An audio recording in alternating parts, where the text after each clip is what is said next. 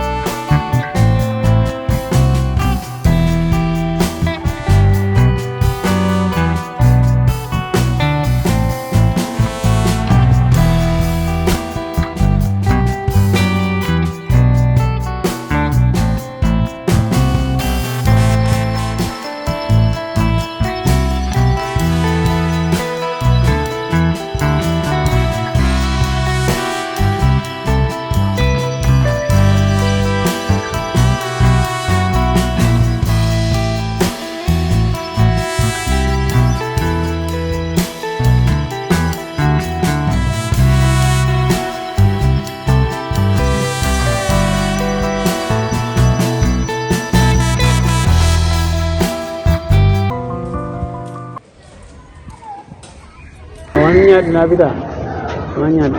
Mal berapa? ما قبله بالبال. Mal berapa? هاي. هذا آخر أكيد جاي ما قبله بالبال. Berapa berapa kita sih mal? هاي ما قبله ما قبله. Ini nama kamu. Nagar ka. Lalu kalau nama Buddha, demi dalagat mana? هاي ما قبل أبي ركضتي خلاص الكلام. Demi dalagat? Oh kaymet. Ful. Ano? Demi dalagat شو نندو؟ Bakka kanarratti mucaan kun sirrii godhe moo sirriin goone yaada keessan bifa komantiitiin jalatti nu barreessaa isiniin jenna galatoomaa. هيا دلقة Nin fede dalagallee na هيا دلقاني فدا دلقة خمينة dalagaa ما na kan الفاد nin لقوي fede.